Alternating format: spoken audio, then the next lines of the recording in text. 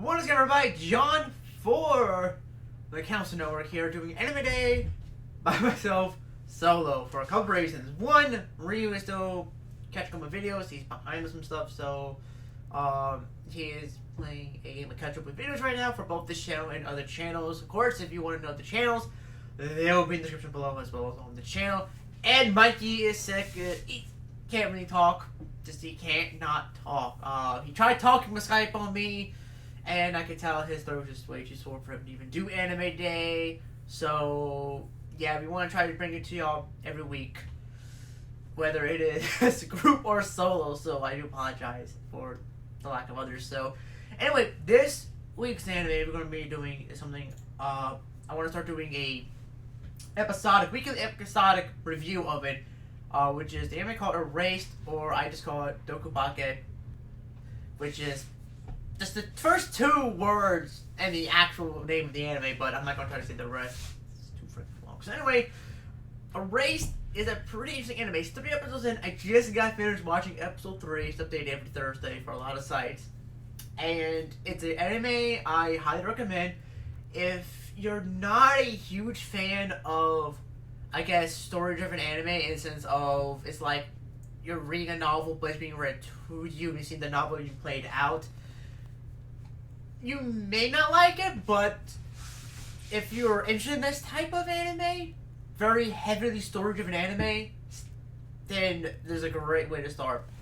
Very, very wonderful anime. So anyway, there's only a couple of main characters. You have Satoru Fushima and Kaio Hinazuki. Now, Satoru is introduced in episode 1, and Kaio is, well, sort of introduced in episode 1, but formally introduced in episode 2. And of course, I have a couple of many supporting characters, which is Satoru's mom, which is Sachiko Fujima, and Ari Katagiri. So, anyway, the main focus so far of the anime, just the gist of it, kind of lays that out on you in episode 1, which is Satoru Fujima, who is 20 years old, he's an aspiring manga writer, who keeps getting turned down due to the fact that the publishers state that he does some good work, but they don't feel that the readers themselves will get a sense of who Satoru is as a person, which is very, very key for any type of literature, so the readers can get a gist of what the author was feeling, and then you can maybe get in the same mood that the author was while writing his piece of work. So anyway, in episode 1, like I said, it's the introduction of Satoru, just the character development of Satoru Fujinuma. Because I pronounce it, I'm not very fluent in Japanese. Like I say, he's 28 years old. Satoru has this special power that is called, he calls revival. Because he can go back in time between 1 and 5 minutes before a death or some type of negative incident occurs and possibly try to prevent it. Now, this is pretty cool, considering the fact that he is sort of a, not really, sort of like shut-in, but antisocial type of person. He doesn't really like to express his feelings. He doesn't like a lot of attention. And it's kind of cool since a lot of people who are sort of the same way he is, not talking bad about anybody's life, because I'm sort of a shut-in myself, they don't really like to have a lot of attention brought to them. And the fact that he is willing to save people with his power is pretty cool, because he doesn't have to do anything. He doesn't have to save people with revival. So it's actually pretty cool. And the way he's introduced to us is him saving a little kid who's about to be hit by an 18-wheel by a truck, whose driver had died from a heart attack while driving. So it's pretty cool. He ended up being hit himself. He's able to get hold of the arm of the driver and steered away from the little kid. He got hit by a car. So that's not really funny, but you know, he didn't die, so I guess you can kind of joke about it. So that's kind of nice. That is really, really cool there. So later on, we get introduced to his mother, which is Sachiko Fujinuma. I'm going to butcher that name so badly. And Sachiko, he calls her a yokai for good reason, because one, she doesn't look old. She does not look like she has a 29-year-old son. And she doesn't look like... The only thing that looks different in her is the fact that... You'll see... kind of explain how she looks in the past once we kind of get on to episode 2. But she doesn't look any different besides her hair, maybe some eyelashes about it. That's really it. So she doesn't look anything like she's supposed to. So if you don't believe in yokais, just watch this anime. You'll probably believe them after you're done with that. So, and she's over here to pretty much take care of her son who just got out of the hospital, which, motherly love, it's only natural for the mother to want to take care of her sick child. So, the next day, Satoru and his mom, Sachiko, head out to go for shopping and to get food for a curry that she was going to cook later on. And, surprise, a revival happens. Yes, he gets a revival that happens, and during the revivals, I forgot to mention, he has to spot the differences, like what's kind of out of place in the situation to kind of figure out what's going to happen, what's going wrong. And he can't really figure it out. He even asks his mom if she finds anything that is out of place. And even though she has no idea he has his power, apparently he did ask her this at one point in time. And even though it doesn't seem like anything's out of place, Sachiko does notice something kind of strange that does look like a kidnapping. Due to the fact that, one, the guy who is doing the quote-unquote kidnapping does notice her and kind of bolts it out, leaving a girl he was holding hands with and walking to his car, left her and the parking lot and drove off. There you go, signs of kidnapping right then and there. So, yeah, he couldn't, so Satoru couldn't find anything, but Sachiko noticed something. So, it's a good thing he asked her. And then later that night, Sachiko gets murdered, stabbed in the back by some person. We do get to see part of his face, and it kind of leads up to different things in future events. I'm not going to go into right now because I have my personal theories and all, which I may or may not get to in this episode. Might do it later on. Not this video, but I do it later on in other videos. So yeah. Sachiko comes home, sees the dead mother, and tries to do the most stupid thing ever: touch the body. Yeah. Blood on the hands, and that's pretty much about it. The neighbors come in, thinks that he killed her. He's getting framed, and yeah, blue butterfly, which is the symbol of revival happening, and poof, it's not just transported 1 to 5 minutes in the past. He's transported back to 18 years, which of course this is taking place in 2006, by the way, to 1988 when he was in 5th grade. Yeah, 1988. And the whole reason he's back in 1988 is to help prevent a tragedy from happening. Because while he was a kid in 5th grade, there's some kidnappings. Man, I believe 3 kidnappings that happened, and one of them was the main character, Kaio Hinazuki. So he's kind of shocked. This is like the end of the episode. He realizes he's in 1988. He's kind of shocked on what the hell is going on. So that's pretty much the end of episode 1. So like I said, character builder for episode 1, that's pretty much it. Episode 2, there's a lot of meat into it. Episode 2 and episode 3 have a lot of meat to the episode. Really, really gripping. This episode 1 ended off on a very good cliffhanger to make you want to see episode 2. But episode 2 and 3, very, very well done. Now, of course, episode 2 starts off right after episode 1. It's just like sort of like a last time on a race type of thing. You don't have the announcer. That'd be kind of weird in this type of anime. But yeah, it kind of shows little flashbacks what happened in the last episode, and that's pretty much about it in the beginning. So Satoru is still in shock that he's in 1988. He doesn't know what the hell he's doing. He doesn't know why he's here. At the start, he's kind of questioning, like, trying to remember everything he had when he was a kid. Like, he couldn't even find his chair to sit in his classroom. That's also due to the fact that he hasn't been in 5th grade in, like, freaking 18 years, so he's trying to figure things out. Now, in this episode, we do get the character of Kaio. This is the episode where Kaio is formally introduced, because we get a flashback of Kaio in episode 1. But, of course, we didn't know he was going to get transported back to 1988 in the first episode. So this is where she's fully introduced. later on in the episode.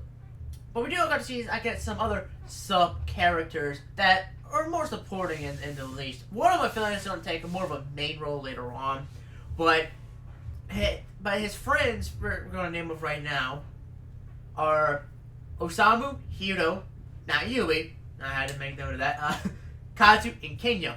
Kenya is the character I feel like is going to take more of a main role because he's sort of that type of person who kind of really notices things, that has a good sense of reality, a good grasp on things. He can actually see when somebody's faking and see outside the box, you know.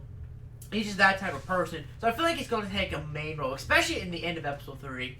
It really proves to me that he's going to take more of a main role, eventually instead of a backseat. But right now he's sort of the backseat friend, the typical friend.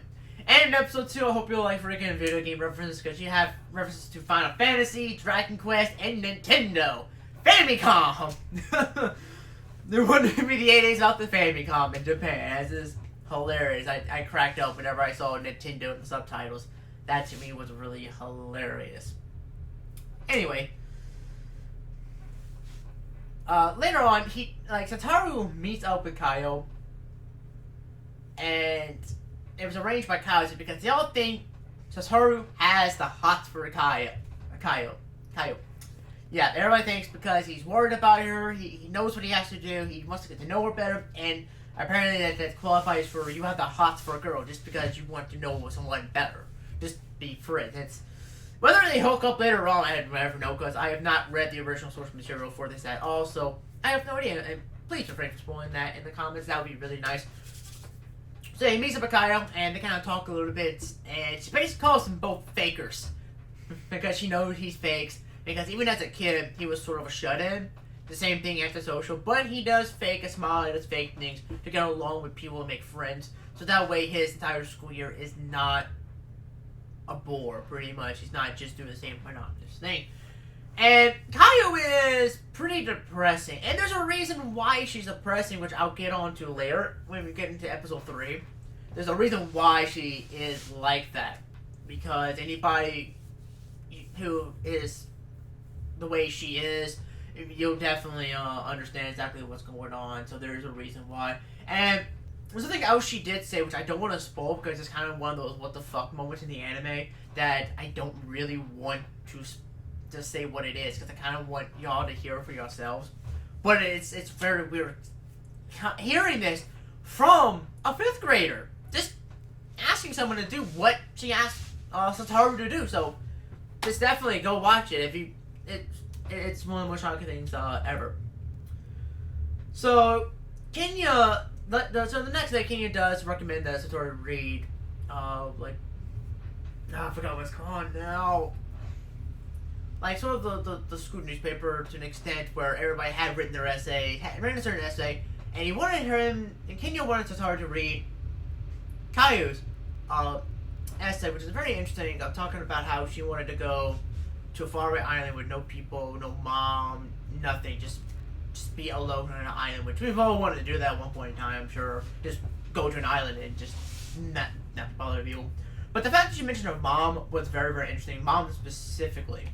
That was the most interesting part of the entire essay. So it kind of gives clues and hints to what's going on at her house and how she really is feeling. So Satoru's birthday is coming up on March 2nd. And he wants to throw a party with 5 friends. And of course the 4 we named off. And he does invite Hinazuka, Kaio, to the party. He meets her at the park and invites her to the party. And she's a very, very strange girl. And she was the first one to get the invitation. And that's just really, really interesting to see that. And it's actually nice of Satoru. He really wants to save her because of the fact that they have found her body. All the snow had melted. That she was pronounced dead. That was kind of sad. It really was, so. It's very, very touching. But pretty much it's kind of all that really happened in episode 2. Besides anything major spoilers I don't want to do. So episode 3, the one I just watched, a lot of shit went down in episode 3. A lot of it. We got to see more character development for Kaio, got to see more stuff for Satoru, and this episode where I really noticed more things about Kenya as a character that he's not just going to be supportive, he's going to play a major role in the anime, in my opinion. Again, I don't really know. I haven't read the source material, so I'm going to blind to this one, guys. So we get to see a lot of interesting things. First off, Satoru's teacher, who I have my theories about him. I personally do. That I feel like he's not completely what we think he is. I don't want to say it right now. I'd rather wait a couple episodes until I'm 100% sure on my theory, whether it's right or wrong. So before I say it, I'll probably say around maybe episode 4 or 5. When I'll see, because I want to say it's about 12 episode anime. I want to be 24, but I think it'll be about 12 episodes. How fast it's actually, how fast pace is going. So, Kaio is being abused by her mom, pretty much. She's getting her ass beat. In episode 2, you see a bruise on her leg, which doesn't really show abuse. That can be felt. That doesn't really mean much. But she is being abused by her mom. And by God, the scene that Satoru finds her in their tool shed. It's literally still snowing outside with no jacket on, just like an undergarment on. It's fucking sad. I personally, if I could, I wanted to break the fourth wall and whoop her mom's ass, because that is stupid. And the teacher has noticed it too. He suspected her mom of abuse and wanted to actually call child support, but the mom is very good at hiding stuff, and child services couldn't really fully prove that child abuse is going on. So that was actually pretty sad. She's in a bad home, and that's why the way she is, because child abuse can do a lot of things mentally to a child. That's the reason why she's kind of a shut-in, but more like she doesn't want to be ridiculed by her friends. Well, not really friends, but her peers. And this episode really shows how mean kids can be, because Kaio and Sora were on duty today, collecting lunch money and all that stuff. My classes didn't really have duties assigned to different kids, but they had to do the collect lunch money, take out the trash and all that stuff. And someone tried to blame stealing the lunch money on Kaio, even though she was collecting the money, so it's not unusual that she would have the money. And really, she was being an ass. And Satoru defended Kaio so bravely by literally smashing his hand on the desk, yelling out that she wouldn't steal anything from anybody. Which was very, very nice and very sweet, and the look in her eyes like, holy shit, you stood up for me. That's really awesome. That's actually pretty cool. So, towards the end of the episode, Satoru invites Kaio to go see a Christmas tree, even though it's February, but to see a very beautiful tree. And the tree was very, very beautiful. It was up in the mountains. You could see it had little red foxes running around them. It was actually really cool. And they had a nice, not like a romantic moment, but kind of like, we're not doing this on purpose, but when we realize what we're doing, we kind of back way fast type thing, fifth graders. You're not really thinking about girls and guys. You're like, ugh. Well, some probably are, but, others like, ugh, cooties. I don't want to touch girls and cooties. It's kind of nasty. But they see a big old tree with icicles on it, and it was very, very beautiful. And it was nice because we got to see Kaio smile for the first time. And, the 2 episodes we got to see her. Hell, even episode 1. The flashback, we didn't see her smile, but we got to see her smile, and that was very, very sweet, and I did like it a lot. Just seeing her smile, that big old grin on her face. And Satoru actually also finds out when the day she is kidnapped, and she has the same birthday, March 2nd, and she finds out it's March 1st. March 1st is when it happens, when she gets kidnapped and is killed. Now, there's a couple of suspicions. I feel like the parents could have done it, but like I said, I have my suspicions about some other characters that could have possibly have done it as well. So that is something that I'm gonna leave for later. And the end of the episode is a very big cliffhanger. It makes me want to see episode 4 even more. You see their teacher and Kenya talking in the teacher's lounge, and you can see like their faces, their eyes are covered in black and stuff. Something supposed to look menacing, and it was a really good end to the episode. Very good cliffhanger. To episode 3 makes me want to see episode 4. But anyway, Erased, a very, very good it's a very good anime. Recommend it to anybody. It's definitely going to probably end up going to be one of my favorite animes of 2016. Hands down, I love it a lot. Like I said, I want to start doing next week. We'll start the episodic reviews of Erased because I want to like just express my thoughts and joys of this anime every single week. It is really good. So if you haven't checked it out yet, go check it out.